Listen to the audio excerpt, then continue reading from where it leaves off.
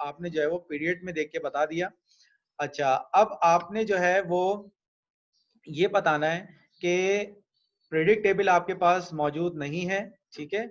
और बगैर predict table को देखे, यानी कोई आइटम आपको दिया जाए और उस एटम को देख के आपने बताना हो कि आपका जो एलिमेंट है वो कहाँ पर मौजूद है, तो उसके लिए सबसे जो ज़रूरी चीज़ है वो ये है कि आपको इलेक्ट्रॉनिक कॉन्फ़िगरेशन आनी चाहिए।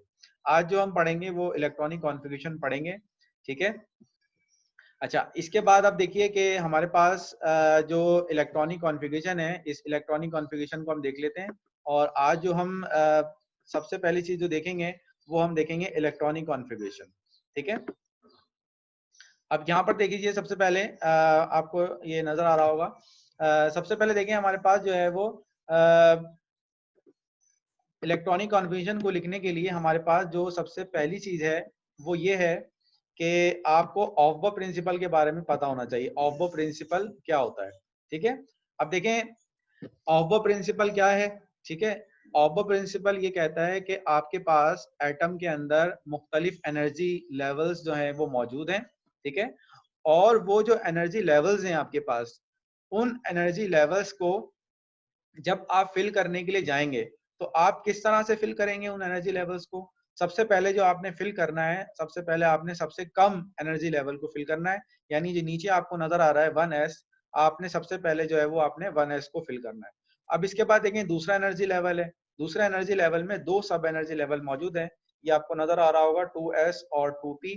फिर इसके बाद जो है वो 3s, 3p, 3d, फिर 4s, 4p, 4d, 4f और इस तरह करके ये सारे जो एनर्जी लेवल्स हैं ये आपके फिल हुए हुए हैं, ठीक है?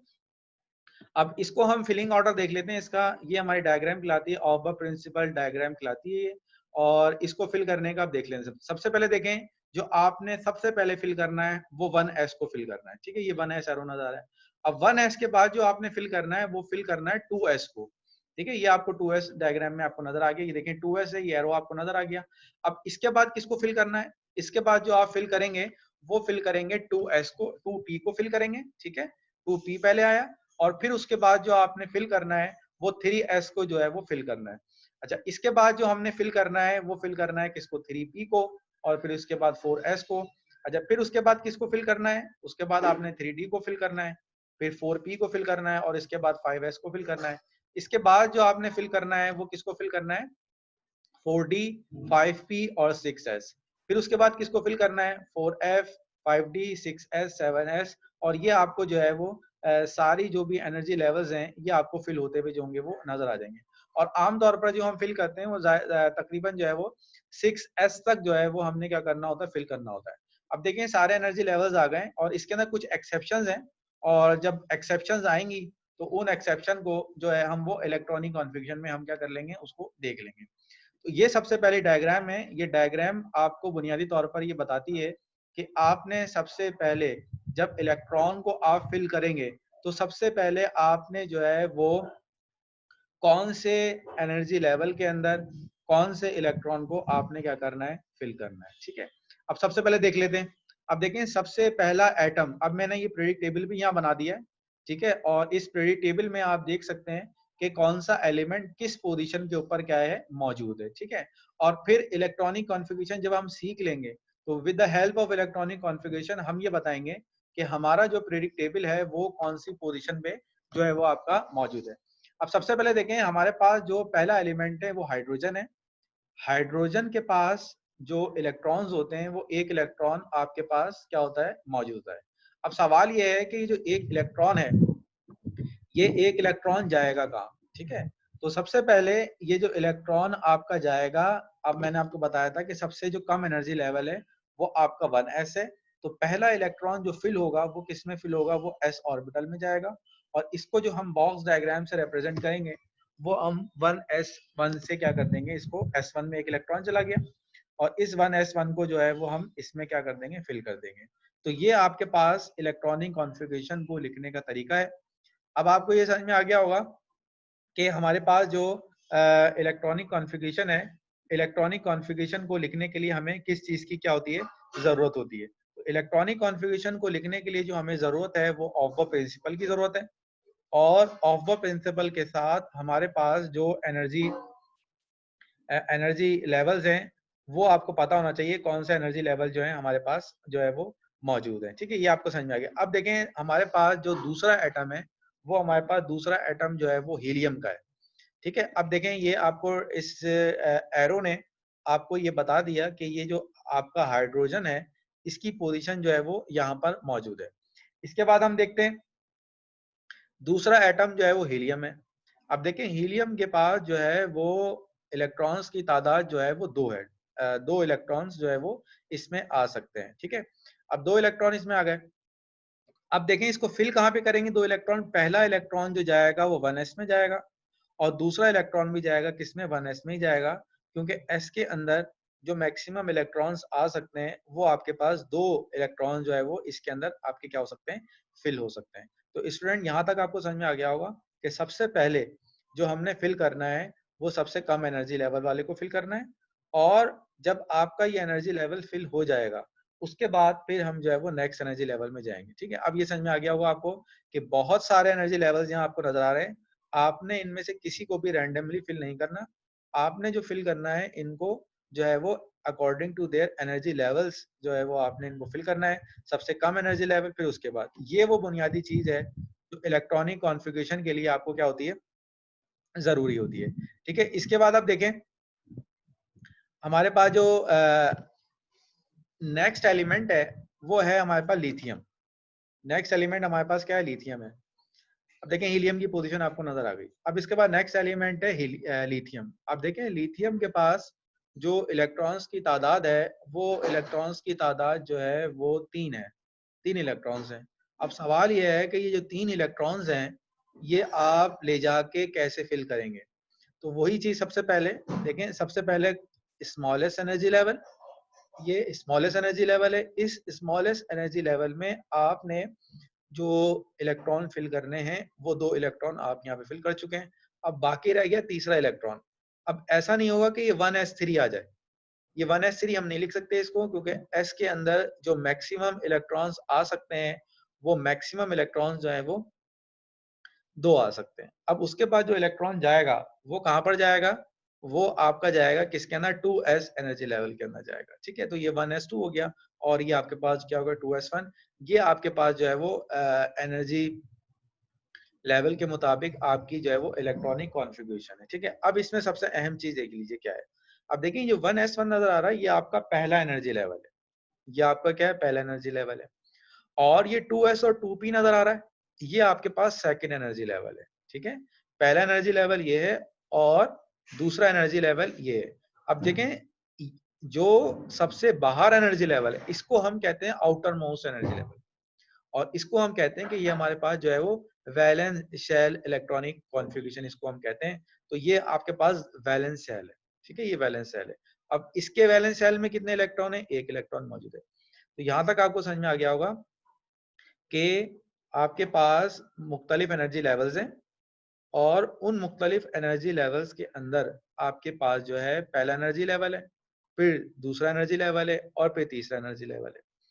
और जो सबसे बाहर वाला एनर्जी लेवल है वो आपके पास जो होगा वो कौन सा होगा, जिसके अंदर आपका इलेक्ट्रॉन आपका फिल हो रहा होगा, जैसे लिथियम है। अब आप ये भी कह सकते हैं कि 3s और 3p भी इसका जो है वो आउटर मोस्ट एनर्जी लेवल हो सकता है, लेकिन जो 3 आपके पास जो 3s है और 3p है, ये जो एनर्जी लेवल आपको नजर आ रहा है, ये एनर्जी लेवल जो है वो आपके पास अभी जो है वो नहीं होगा, क्योंकि ये अभी आपका फिल नहीं हुआ है। तो ये आपके पास सबसे अहम चीज है वैलेंस शेल को मालूम करने की। वैलेंस शेल वो शेल होता है जो सबसे बाहर वाला हो और जिस शेल में आपके क्या हो, इलेक्ट्रॉन हो। अब यहाँ तक देखें बुनियादी चीज मैंने आपको समझा दी है। अब बाकी इलेक्ट्रॉन्स की इलेक्ट्रॉनिक कॉन्फ़िगरेशन भी अब हम देख लेते हैं। अब इसके बाद देख लेते हैं हमारे पास जो है वो नेक्स्ट एलिमेंट बेरिलियम है। और बेरिलियम में आप देख लें कि एटॉमिक नंबर जो है वो इसका 4 है, और एटॉमिक नंबर 4 होने का मतलब ये है कि हमारे पास जो है वो 4 इलेक्ट्रॉन्स इसके अंदर क्या है आपके पास मौजूद है। अब देखें 4 इलेक्ट्रॉन्स जो आपके पास मौजूद हैं उनको जब आप फिल करेंगे तो पहले देखें 2 इलेक्ट्रॉन तो आपके पहले एनर्जी लेवल में आ गए, सबसे लोवेस्ट एनर्जी लेवल में। उसके बाद जो 2 इलेक्ट्रॉन जाएंगे वो आपके जाएंगे सबसे ऊपर एनर्जी, यानी उससे जो हायर एनर्जी लेवल है। तो हायर एनर्जी लेवल आपके पास क्या है, 2s है, और आपको ये बेरिलियम की पोजीशन भी आपको नजर आ गई कि बेरिलियम जो है वो आपका यहाँ पर आपके पास क्या है, मौजूद है। ठीक है, यहाँ तक आपको समझ में आ गया होगा। अच्छा, अब इसमें जो चीज ये जो एरो शो करना चाह रहा है वो ये करना चाह रहा है कि देखिए हमने पहले एनर्जी लेवल में 1s को फिल किया था और अब हम जो फिल कर रहे हैं वो किसको फिल कर रहे हैं, 2s को फिल कर रहे हैं। ये भी आपको और मजीद जब इलेक्ट्रॉनिक कन्वर्जन लिखेंगे तो आपको और समझ में आएगा। इसके बाद देखें जो नेक्स्ट एलिमेंट है वो हमारे पास है बोरॉन। बोरॉन हमारे पास एलिमेंट है, इसका जो एटॉमिक नंबर होता है वो होता है 5। ठीक है, और इस एटॉमिक नंबर 5 में जो है 2 इलेक्ट्रॉन जो होंगे वो आपके कहां पर आएंगे, 2s में आएंगे। उसके बाद जो है वो आपके पास जो है वो 2s में आएंगे। ठीक है, और अब एक रह गया इलेक्ट्रॉन। अब वही सवाल कि 2s3 क्यों नहीं, क्योंकि इसके अंदर जो मैक्सिमम इलेक्ट्रॉन्स आपके आ सकते हैं वो मैक्सिमम इलेक्ट्रॉन जो है वो आपके पास 2 आ सकते हैं। अब आप जो इलेक्ट्रॉन को फिल करेंगे वो अब आप जो है वो p में ले जाके फिल करेंगे। तो स्टूडेंट यहाँ तक आपको ये कॉन्सेप्ट क्लियर हो गया होगा कि हमने रैंडमली इलेक्ट्रॉन्स को फिल नहीं करना। हमने जो इलेक्ट्रॉन्स को फिल करना है पहले 1s को फिल करना है, फिर 2s को फिल करना है, फिर उसके बाद जो है आपने जो है वो उसके बाद जो है वो आपने जो नेक्स्ट एनर्जी लेवल है उसको आपने फिल करना है। ठीक है, यहाँ तक हो गया। अब इसके बाद देखें नेक्स्ट एलिमेंट जो है वो आपके पास क्या है। नेक्स्ट एलिमेंट जो है वो देख लेते हैं क्या है हमारे पास। नेक्स्ट एलिमेंट हमारे पास है कार्बन। अब देखें कार्बन का जो एटॉमिक नंबर है वो 6 है।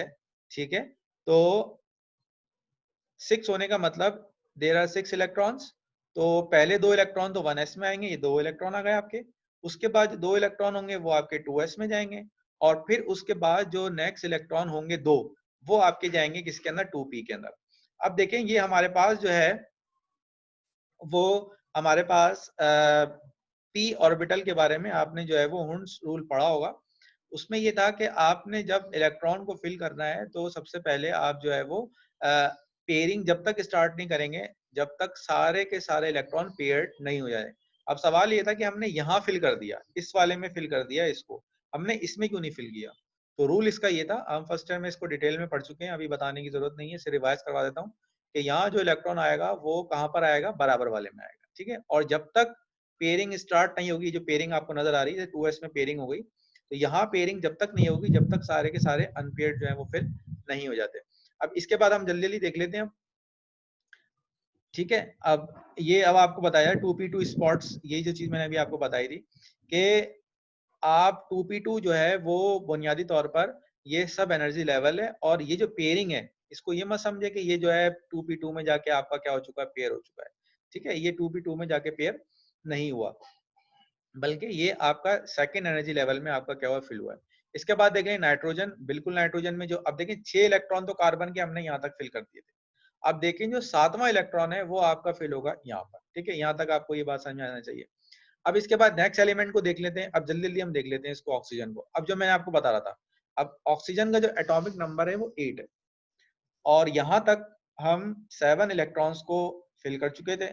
अब देखिए जब हमारे पास जो है वो 8वां इलेक्ट्रॉन आया, तो उस 8वें इलेक्ट्रॉन को जो हमने भेजना है वो कहाँ पर भेजना है, अब हमने यहाँ पर पेयरिंग स्टार्ट करनी है। तो स्टूडेंट यहाँ तक आपको ये बात समझ में आ गई होगी कि आपने जब इलेक्ट्रॉनिक कॉन्फ़िगरेशन लिखेंगे और उसकी बॉक्स डायग्राम बनाएंगे, तो बॉक्स डायग्राम बनाने में आपने जो है वो इलेक्ट्रॉन को किस तरह से फिल करना है, ये चीज आपको जो है वो अब समझ में आ गई होगी। पेयरिंग जब तक स्टार्ट नहीं होगी जब तक सारे के सारे अनपेयर्ड आपके ना हो जाए।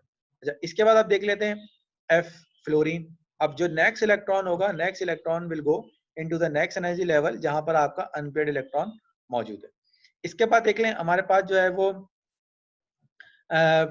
नेक्स्ट इलेक्ट्रॉन जो है अब नियोन है। अब आखिरी इलेक्ट्रॉन जो नियोन का था वो आपका जो है वो किस में जाएगा, 2pz वाले लास्ट ऑर्बिटल में जाएगा। तो स्टूडेंट यहाँ तक देखा कि हमने जो p ऑर्बिटल है उसको फिल किस तरह से किया है। पहले एक इलेक्ट्रॉन, उसके बाद दूसरा इलेक्ट्रॉन, फिर इसके बाद तीसरा इलेक्ट्रॉन, अनपेयर्ड रहेंगे यहाँ तक। उसके बाद फिर हम क्या करेंगे, इसकी जो है वो हम क्या करेंगे, पेयरिंग को स्टार्ट करेंगे। इसके बाद अब देख लेते हैं हमारे पास जो नेक्स्ट एलिमेंट है वो सोडियम है। अब देखें सोडियम का एटॉमिक नंबर जो है वो 11 है, और 10 तक जो है वो हम 2p तक यहाँ तक हम फिल कर चुके थे।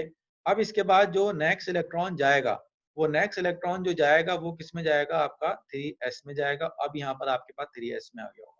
अब आपको ये समझ में आ गया होगा कि किस तरह से आपने जो है वो इलेक्ट्रॉनिक कॉन्फ़िगरेशन लिखनी है, और इलेक्ट्रॉनिक कॉन्फ़िगरेशन लिखने के लिए जो सबसे अहम चीज है वो ये है कि आप किस तरह से एनर्जी लेवल्स को फिल करते हैं। सबसे कम एनर्जी लेवल, फिर उससे हायर, फिर उससे हायर, फिर उससे हायर और फिर उससे हायर।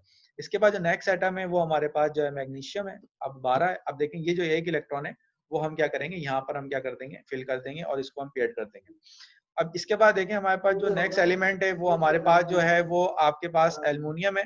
अब यहाँ देखें एक इलेक्ट्रॉन जो जाएगा अब वो पी में जाएगा। अब देखें अब हम जब पी को फिल करने जाएंगे तो हम 3p को एज इट इज फिल करेंगे जिस तरह से हमने 2p में उसको फिल किया था। ठीक है, यानी 2p में किस तरह फिल किया था, पहले हमने एक ऑर्बिटल को फिल किया अनपेयर्ड, उसके बाद सेकंड को अनपेयर्ड फिल किया, फिर तीसरे को अनपेयर्ड फिल किया और इस तरह करके हम वो जो है वो उसको करते रहे।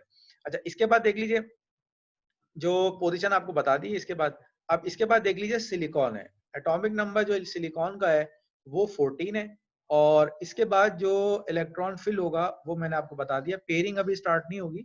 अब पेयरिंग जो है वो जब स्टार्ट होगी जब सारे के सारे अनपेयर्ड जो है फिल हो जाएंगे। अच्छा, अब यहाँ पर पी में आ गया और पी में हमने इसको फिल किया। अब इसके बाद फास्फोरस। अब फास्फोरस में देख लें 14 तक तो यहाँ हो चुका था और अब हम जो है वो यहाँ पर फिल करेंगे तो ये P3 हो जाएगा। ये आखिर में आपको नजर भी आ रहा है 3s2 और 3p3। अब सल्फर, अब 3p3 तक तो फिल कर देते। अब नेक्स्ट इलेक्ट्रॉन अब जो पेयरिंग होगा वो आपका जो है वो यहाँ पर आपका क्या होगा, पेयर होगा। ठीक है, अब इसके बाद हम देख लेते हैं जो नेक्स्ट है क्लोरीन। अब क्लोरीन का जो एटॉमिक नंबर है वो 17 है। 16 तक हम 3p4 तक फिल कर दिया था। ठीक है, अब जो है वो हम जो इलेक्ट्रॉन जाएगा वो p में जाएगा तो ये 3p5 हो गया। इसके बाद देख लेते हैं एर्गोन। अब एर्गोन हमारे पास जो है उसकी जो इलेक्ट्रॉनिक कॉन्फ़िगरेशन होगी वो 3p6 की होगी और ये सारे के सारे इलेक्ट्रॉन हमारे पेयर हो जाएंगे। तो स्टूडेंट यहाँ तक हमने जो है वो 18 तक के जो इलेक्ट्रॉनिक कॉन्फ़िगरेशन है वो हम जो है वो यहाँ तक जो है वो लिख चुके हैं। ठीक है, अब जो है वो अब हमारे जो स्टार्ट होंगे वो जो स्टार्ट होंगे वो होंगे कौन से, 18 के बाद 19 में। ठीक है, अब 19 में अब सबसे पहला सवाल ये है कि जो है 3p तक तो हम फिल कर चुके थे, अब 3p के बाद किसको फिल करना है। तो अब देखें इसकी अब आपको इंपॉर्टेंस नजर आएगी कि इंपॉर्टेंस क्या है इस ऑफ द प्रिंसिपल की। कि आप देखें 3p के बाद उन्होंने बता दिया कि 3p के बाद जो आपने फिल करना है वो किसको फिल करना है, 4s को फिल करना है। ठीक है, अब सवाल ये है कि हमने 4s में क्यों फिल किया, क्योंकि 3d का जो एनर्जी लेवल है वो थोड़ा सा ज्यादा है एज कम्पेयर टू 4s1। ठीक है स्टूडेंट, यहाँ तक हमने 4s को फिल कर लिया। अब नेक्स्ट जो आएगा वो किस में जाएगा, वो आपका जाएगा किसके अंदर, 4s2 के अंदर। ठीक है, ये यहाँ तक आ गया। अच्छा, इसके बाद अब हम देख लेते हैं कि इसके बाद हमारे पास नेक्स्ट जो है वो हमारे पास है स्कैंडियम। तो वो जाएगा किसके अंदर, 3d1 के अंदर जाएगा। ठीक है, अब ये आप आसानी से डी के अंदर मैक्सिमम इलेक्ट्रॉन जो होते हैं वो 10 आते हैं, वो 10 तक हम क्या कर सकते हैं, फिल कर सकते हैं। इसके बाद टाइटेनियम, नेक्स्ट इलेक्ट्रॉन यहाँ पर आ गया। फिर इसके बाद आपके पास वेनेडियम, अब देखिए 3d3 हो गया। क्रोमियम 3d4 हो गया। अच्छा, अब आपके पास जो है वो क्रोमियम में देख लें, ये याद रखिएगा जब भी डी में 4 इलेक्ट्रॉन आए तो ये D4 जो होती है ये अनस्टेबल होती है। इसको स्टेबल बनाने के लिए एक इलेक्ट्रॉन जो है वो जंप कर जाता है यहाँ पर। ये फर्स्ट टाइम में हम डिटेल में पढ़ चुके हैं, ये आपको याद होगा, ये रिवीजन मैंने आपको करवा दिया। ठीक है, इसके बाद जो है वो नेक्स्ट जो है मैंगनीज है। अब मैंगनीज का क्या होगा, अब पहले देखें हमारे पास 4s1 था। यहाँ देख लीजिए ये हमारे पास क्या था, 4s1 था। अब हम जो मैंगनीज को फिल करेंगे तो 4s2 को फिल करेंगे। ठीक है, इसके बाद 3d6, फिर देखें 3d7, फिर 3d8, फिर 3d9 और फिर हमारे पास 3d10। अब कॉपर में देख लें। अब कॉपर में देखें जब डी में एक्सेप्शन याद रखने, जब डी में 4 हो या डी में 9 हो तो एक इलेक्ट्रॉन जो है वो आपका जंप करके जाता है यहाँ से और ये आपके पास जो है वो 3d10 हो गया। तो स्टूडेंट यहाँ तक जो है वो हम इलेक्ट्रॉनिक कॉन्फ़िगरेशन जो है वो यहाँ तक कर चुके हैं।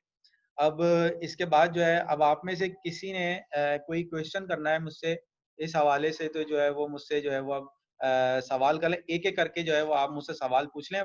ठीक है, अब मुझसे आप लोग सवाल पूछ लीजिए। जी स्टूडेंट्स, किसी का कोई सवाल है?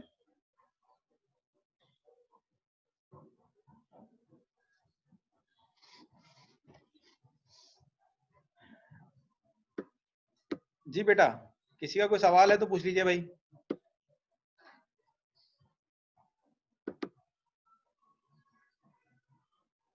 सैयदा अरूज फातिमा।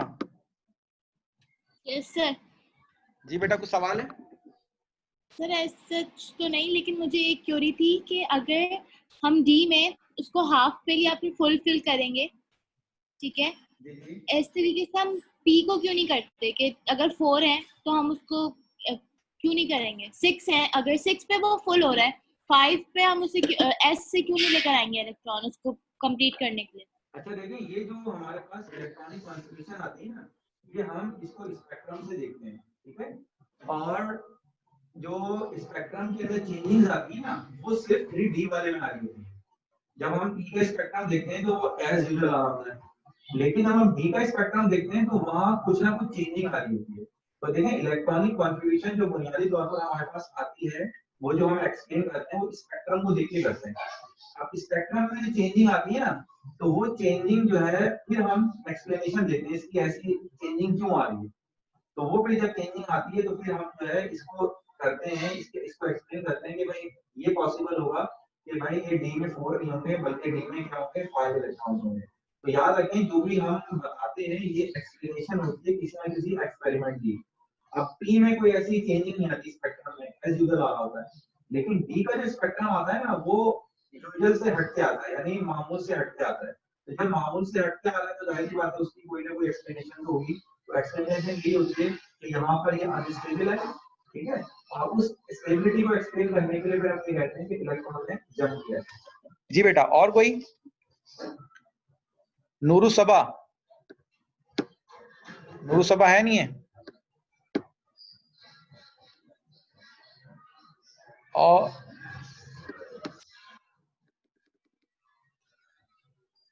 और बेटा कोई? महामिराज?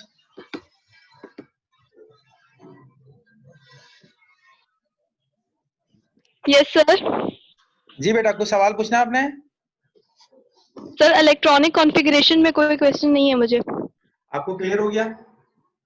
Yes sir. जी बेटा, और किसी ने कुछ पूछना है भाई? रेज हैंड, हाथ जो है वो खड़ा कर ले, मैं आपको जो है वो मौका दे देता हूँ। जी नूरू सबा, यस सर। आप कुछ पूछ रही हैं? सर मुझे थोड़ी सी कंफ्यूजन ये थी, जैसे अभी 4s और 3d हमारे लास्ट, जैसे 3d हमारे पास वैलेंस शेल आ रहा है, तो जैसे 1s हमारे पास पहला 1s हमारे पास पहला हो गया, 2 हमारे पास सेकंड हो गया, थर्ड हमारे पास, तो हम लोग जो आखिरी करेंगे वो किस बेसिस पे करेंगे? समझ नहीं आ रहा है। जब हम वैलेंस की डायग्राम बनाते हैं तो किस तरह बनाएंगे ऐसे इलेक्ट्रॉनिक कॉन्फ़िगरेशंस की? बेटा सबसे पहले इसके लिए जो हमने कौन सा एनर्जी लेवल कहाँ पर है, इसके लिए हमने ऑफ प्रिंसिपल सीखा है, ठीक है। ऑफ प्रिंसिपल क्या है कि भाई सबसे कम एनर्जी वाली है। अब सवाल ये पैदा होता है कि हमें कैसे पता लगेगा कि सबसे कम एनर्जी किसकी है। तो उसके लिए उन्होंने डायग्राम बताई कि 1s, फिर 2s, फिर 2p, 3s, 3p, फिर 3d, फिर जो है वो 4s। अच्छा, अब ये जो ऑफ प्रिंसिपल है ना, ये तकरीबन 90% तो काम करता है, ठीक है, लेकिन उसमें कुछ एक्सेप्शंस आ जाती हैं। फिर जो एक्सेप्शंस आती हैं उनको जो फिर एक्सप्लेन करता है वो हमारा n+l रूल करता है। तो आपका जो बुनियादी सवाल ये है वो ये है कि हमें कैसे पता लगेगा कि हम कौन सा एनर्जी लेवल को फिल करें, यही सवाल है आपका, ठीक है। अब उस सवाल को बताने के लिए ऑफ प्रिंसिपल आया। ऑफ प्रिंसिपल जो है वो चंद एक 90% तक को तो एक्सप्लेन करता है, लेकिन चंद एक जो है वो एक्सेप्शंस है, उनके लिए फिर हमारे पास n+l रूल है। n+l रूल फिर क्लियरली आपको बताता है कि कौन सा एनर्जी लेवल आपने पहले फिल करना है और कौन सा एनर्जी लेवल जो है वो आपने बाद में फिल करना है, ठीक है। तो ये दो जो रूल है आपको बुनियादी तौर पर बताते हैं कि आपने किस एनर्जी लेवल को फिल करना है। अच्छा, ये अब एक सवाल ये भी आता है कि भाई 4s है, पहले तो 3d को फिल होना चाहिए क्योंकि 3 एनर्जी लेवल है, और 4 बाद में। ये सवाल की स्टूडेंट के आता है। तो होता ये है कि जो भी हमारे पास एक्सप्लेनेशन होती है स्पेक्ट्रम के जरिए में पता लगता है। तो स्पेक्ट्रम में जो पहले एनर्जी लेवल आ रहा होता है वो 4s का आ रहा होता है, ठीक है। ये तो हमें स्पेक्ट्रम के जरिए पता लगता है। तो फिर हम ये कहते हैं कि भाई ये 4s जो है वो कम एनर्जी लेवल पर और 3d जो है वो हायर एनर्जी लेवल पर, इसलिए हम जो है 3d वाले को बाद में फिल करते हैं। जी स्टूडेंट्स, ओके सर। चले बेटा, ये अब टाइम एंड हो रहा है। इंशाल्लाह जो है वो नेक्स्ट क्लास में जो है वो हम बाकी चीजें डिस्कस करेंगे।